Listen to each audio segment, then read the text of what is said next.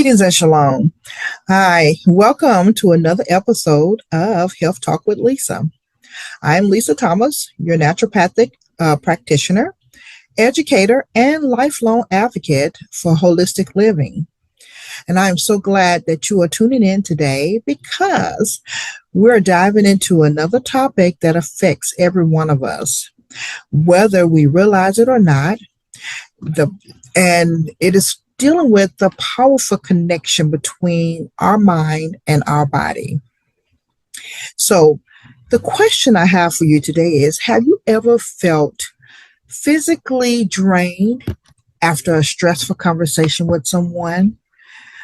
Or maybe perhaps you noticed a lingering headache during a time of emotional overwhelm behind a situation. Well, if you have felt those feelings, in which all of us have at some point, that's just not a coincidence. It's actually communication. And what is happening is that your body is always speaking to you, and a lot of times we're just not listening. But tonight, we're going to explore how our thoughts and our emotions and our beliefs can directly shape our physical health. So, grab a cup of tea, settle in, and let's talk about healing from the inside out. Now, our podcast title for this evening is Healing from the Inside Out, Understanding the Mind and Body Connection.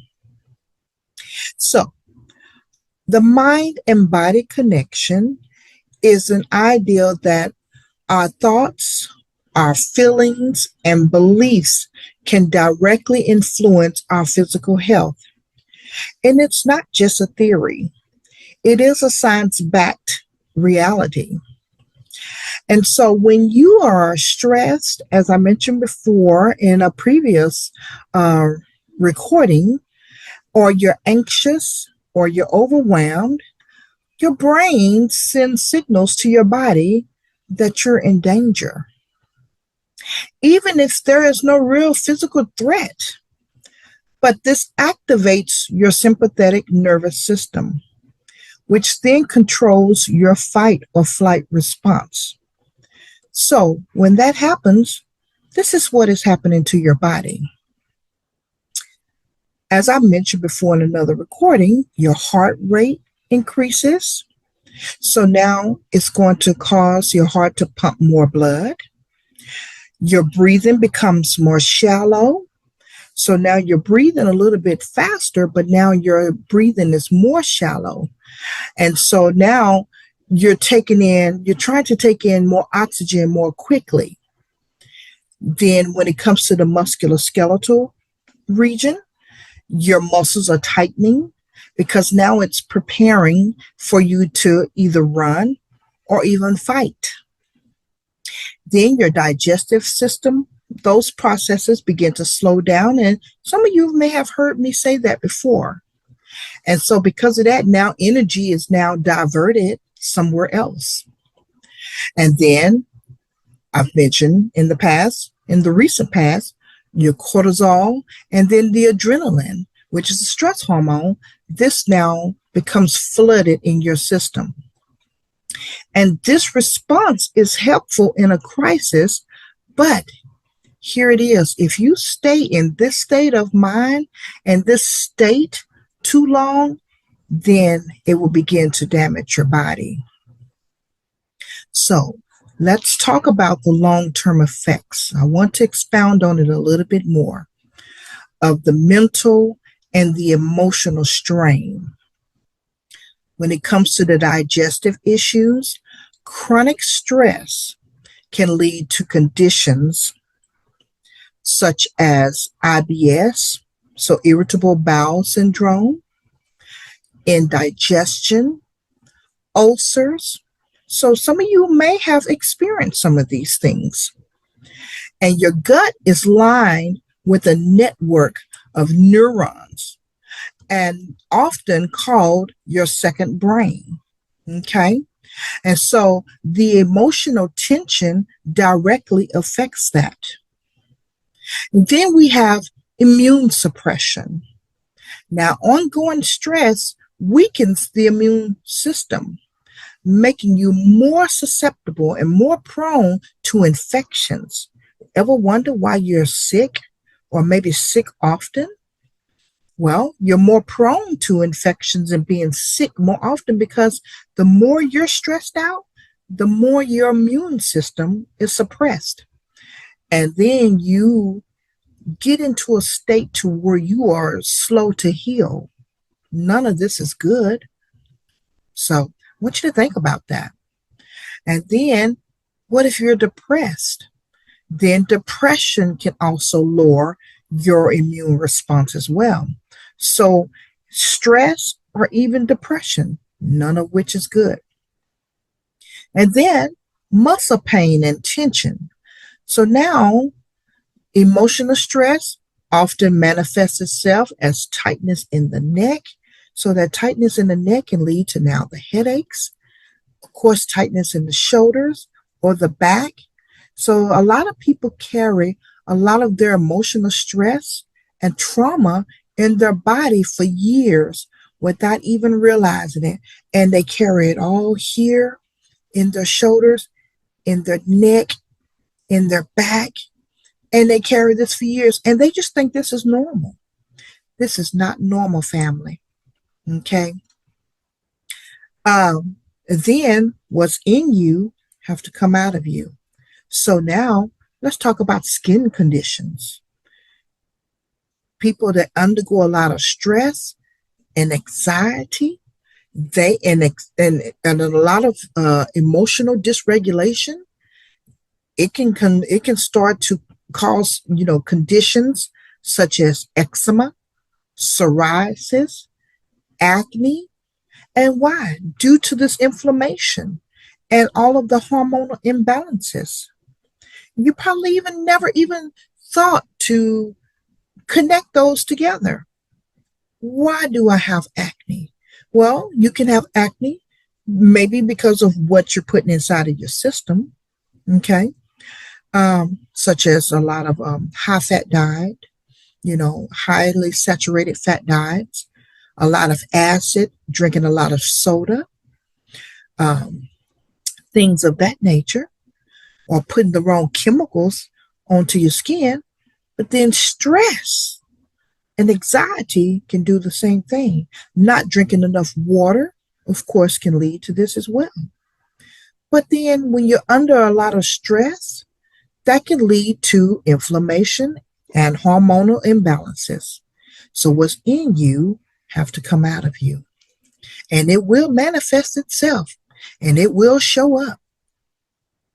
And then let's look at the heart and circulatory system. So long-term stress contributes to high blood pressure, okay, increased risk of heart disease, and even a stroke. And those who may have heard me say this in the past, stress kills. Yes, they used to do ads about it. Stress does kill because when you're undergoing a great deal of stress for such a long period of time, this causes these physiological changes to your body, and none of that can be good for you. And eventually, when you have overworked yourself, overworked those muscles, put all those hormones into your bloodstream, eventually the body will just wear its own self out. You can take your body to a threshold that you can't return from. So it can lead to heart disease, and heart disease can lead to sudden cardiac arrest, to where your heart will cease to even pump. A stroke, not getting enough water into your system, thrombosis, blood clotting, no movement, depression. Even depression leads to no movement, sedentary lifestyles. And that can lead to not enough blood flowing. And so with not enough blood flowing, that can lead to blood collecting and lead into clotting. That can also lead to a stroke. So you have to think about all of that. So that can lead to this long-term effect and these physiological changes. So then that high blood pressure, when your heart is put under such duress, sometimes it'll push it to a point to where it can't go any further. And then you have a myocardial infarction. So something to think about. Stress can cause migraines. And again, high blood pressure and gut issues, because the gut and the mind is together. Depression, again, immune system suppression. So all of these things I want you to think about, family. But then on the flip side, if we have positive emotions, because I could talk to you all day long about the negative, but if we have positive emotions, then, just as negative emotions harm the body, positive ones can also heal the body. So laugh more, because laughter can lower stress hormones. Gratitude.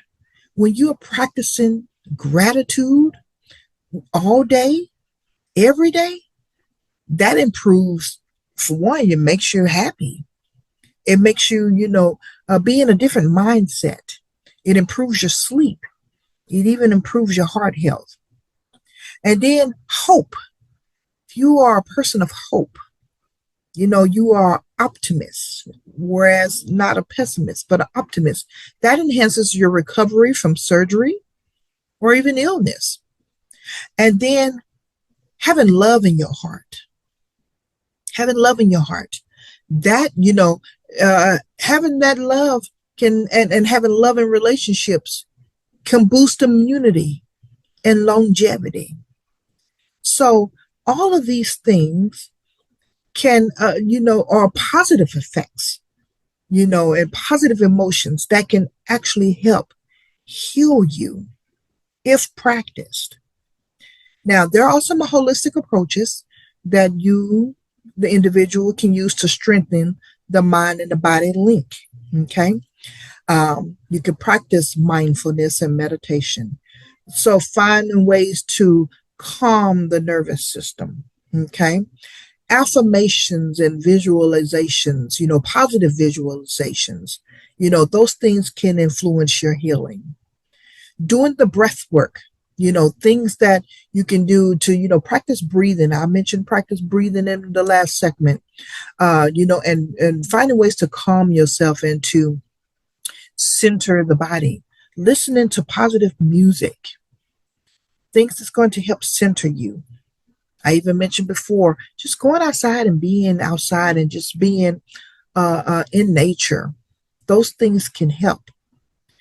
Some people, practice, certain, they go to the gym and they walk, and they practice certain exercises that will help as well. Just get out and move.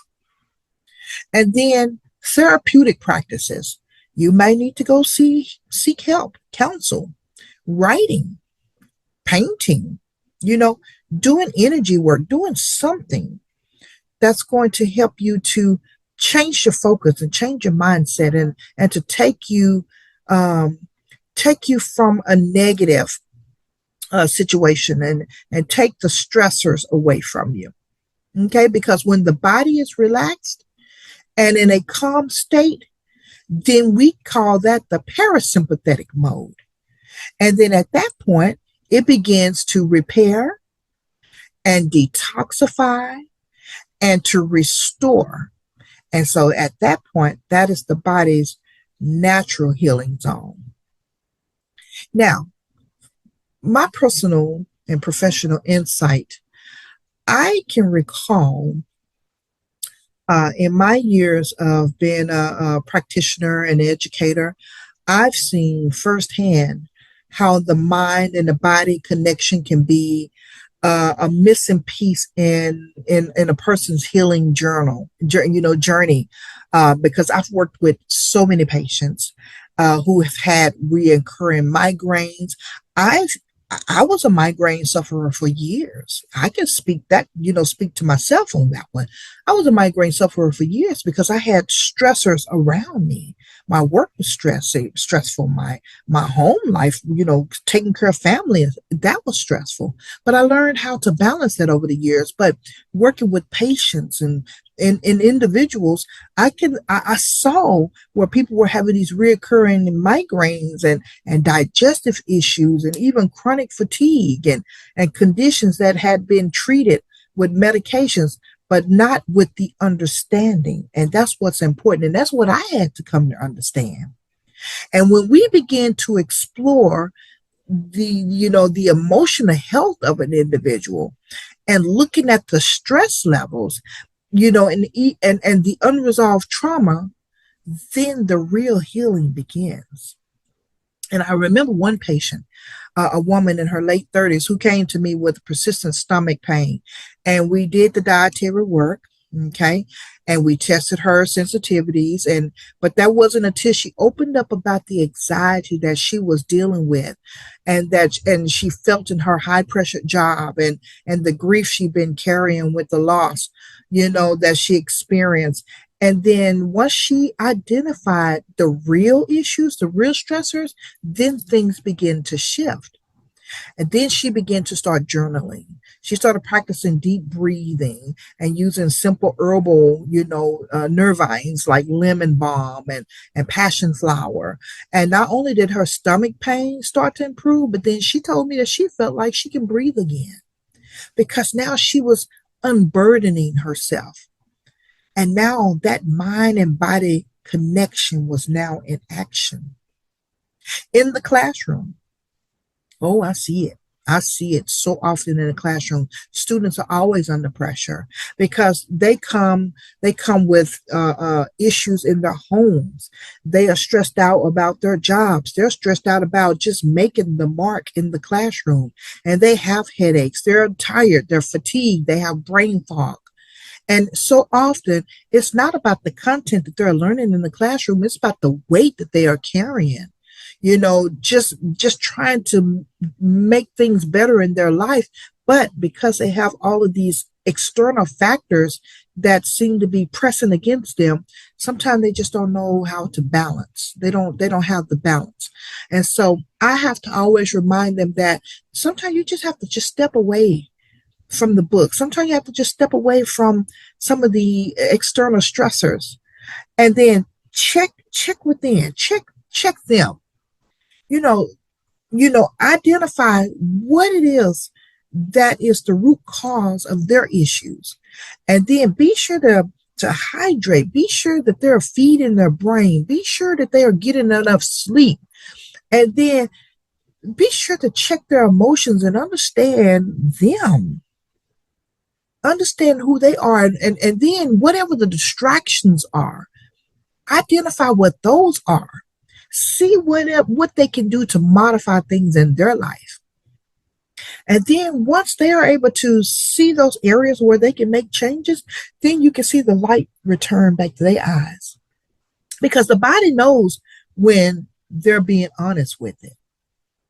Our bodies communicate with us all the time. Like I said before, sometimes they just don't want to listen. We don't like to listen to ourselves. We hear it, we feel it, we see and feel the changes. We just don't like to listen. Like I said, we can practice some things to kind of help us to realign ourselves, such as, again, journaling. Write out those symptoms. What are those emotions? What are those triggers? Find those patterns that seem to have you off kilter. Do you need herbal support? Adaptogens, things like ashwagandha or nervines, or do you need chamomile? What do you need to help with that stress response? Do you practice breathing? Do you practice the exhaling all the air out of your system and then taking a deep breath in and holding it for 4 seconds and then breathing it back out? In fact, try that with me right now. Breathe everything out. Breathe in.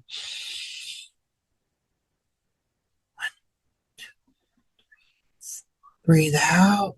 1, 2, 3, 4. Breathe in.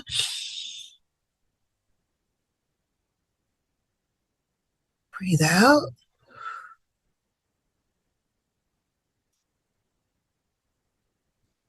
Breathe in.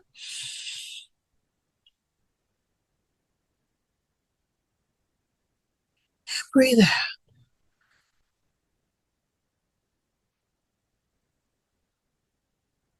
I feel better just doing that. That right there just calms your nervous system. You could do that throughout the day. Just do the breath work. And while you're doing that, you can actually be meditating. You could take that time out just to exercise your lungs. Take in good deep breaths and just exercise your lungs. It don't take much to do that. You could practice visualization, mentally picturing the body healing itself, because the body often follows what we're thinking. What a man thinketh, so shall he is. That's scripture. I may have paraphrased it, but it's scripture. So visualization. And then grounding. I'm going to always mention about grounding. Walking barefoot on the earth. Prayer walks. Silent reflections in nature. I love being out there. Anybody knows me know I love being out there. I love being out there. This past weekend, Friday as a matter of fact, on our Sabbath, I went out there and got in my hammock, barefoot and all. And I took me a light blanket and I got in that hammock. I had my water and I got under my beautiful tree and I stayed in that hammock all night long, meditating and just relaxing and breathing all that beautiful air. It was beautiful. And I stayed there all night long. And I woke up, of course, refreshed. Went in the house Saturday morning, got myself together, ate a little light breakfast, came right on back outside, enjoyed my grandbabies, read a little word or two, listened to some inspiration, and did it again. Sometimes you just have to just be out there. So I spent my Sabbath resting, but out there. How often do you rest with the Most High out there, communing with Him out in nature? Just a thought. Grounding. The spiritual insight. One verse that grounds me when I talk about the body and healing is 3 John 1 and 2. And it reads, Beloved, I pray that you may prosper in all things and be in health just as your soul prospers. And that reminds me, true health is just not physical, it is spiritual. And our bodies will often follow the healing work we do within. So, the practical tips that I have that you can try today, again, the breathing, the journaling, centering yourself, going outside, grounding yourself. Do the breath work. When you're journaling, I want you to think about this. Ask yourself the question, what is my body telling me today? Think about that. Or ask yourself this question, when I feel, and insert the emotion, when I feel, let's just say, when I feel tired or fatigued, then where do I feel it in my body? When I feel stressed, where do I feel it in my body? Identify where your stressors are. All I'm doing is asking you to just pay attention Go into the act of paying attention to what's going on in your body. Because when you pay attention, that invites healing. And therefore, you're now building this bridge between your mind and your body with every word. Because life and death is here in the power of the tongue. We have to be careful about what we're speaking over ourselves and, of course, over others, but definitely ourselves. Don't tell yourself that you're sick. Don't speak those things over you. You speak healing. You speak wellness over you. Before you go to bed at night, scan yourself. Body scan meditation. Each night before you go to sleep, try this gentle body scan. I want you to lay on your back, and I want you to try this gentle body scan. I want you to close your eyes. Bring your attention, starting with your head, and bring your attention to different parts of your body, starting from the top of your head down to your feet. And I want you to notice, is there a tension? Is there a tingling? Is there warmth? Is there a numbness? And then I want you to breathe into these areas. And then I want you to allow those areas to relax. And then I want you to end with gratitude for your body, for everything that it carries, everything that it does for you. Thank the Most High for the activities of your limbs. Thank the Most High that your heart beats for you consistently every minute, every second of the day. That it beats at least 100 to 120 beats per minute. And that the blood is flowing from the right atrium down into the right ventricle, and then from the right ventricle out to the pulmonary arteries, and then it's getting some oxygen from your lungs, and then you are breathing in that air as you breathe in, and you exchanging that toxins out your body, and you bringing in fresh oxygen into your body, and then that fresh oxygenated blood is coming in through your left atrium down into your left ventricle, and then out through your aortic valve out to the rest of your body. I want you to think about all that, and I'm just talking about your lungs and your heart. Think about all that. I want you to have that connection with your body and have an appreciation and a gratitude for what it is doing for you, even at this very moment. Do this before you go to bed. Do it even before you even get out of bed to wake up in the morning, and just be thankful. Have that gratitude. Be thankful of how your kidneys are detoxifying between the hours of 10 and 2 at night and in the morning, removing toxins from your body. And so that's the reason why when you get up in the middle of the night or you get up first thing in the morning, you have to go to the restroom. So therefore you can urinate them toxins right out your body. And that your liver is doing the same thing around the same time. And it's producing that bowel. And so therefore, when you get up, you got to defecate and remove the toxins out of your body by way of defecation. Oh, don't make me start preaching about the body now. But I want you to think about all that. I need you to realign yourself. I want you to think about what your body does for you, mind and body. Mindfulness. All righty. I know I got to save some for next time. So, but you don't have to do everything at once, but I want you to at least consider it. Just choose one small thing today and give your body a chance to respond. Because when we listen, the body whispers.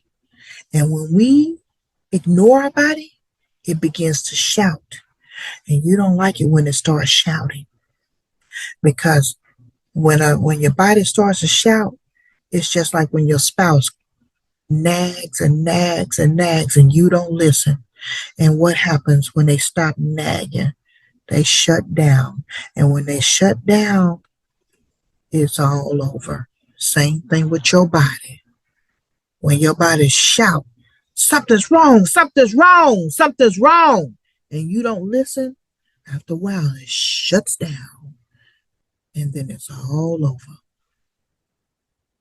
Listen to me today, family. All right. All right. So as we wrap up tonight's episode, I want to leave you with this gentle reminder that true healing does not just happen to just one part of us. It happens when we care about the whole person, the mind, the body, the spirit. The symptoms that we feel, whether it's tension, fatigue, anxiety, or pain, aren't just inconveniences. They are signals. They are invitations. And our bodies are incredibly wise.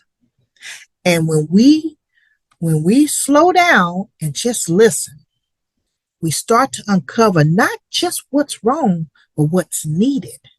So I'm going to encourage you this week to take a moment each day, check in with yourself and ask, what am I feeling?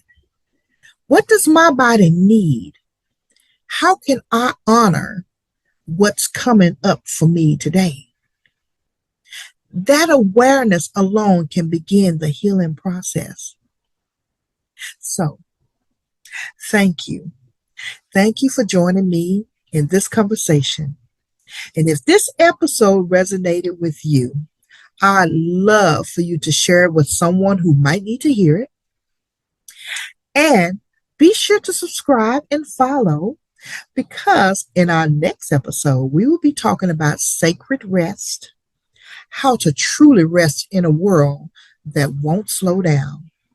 And we'll explore the different types of rest just beyond sleep and how you can restore yourself, body and soul.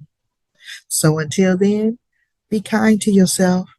You are worthy of peace, healing, and wholeness. And may you be blessed. And we give all praises to the Most High. Have a good night. Shalom.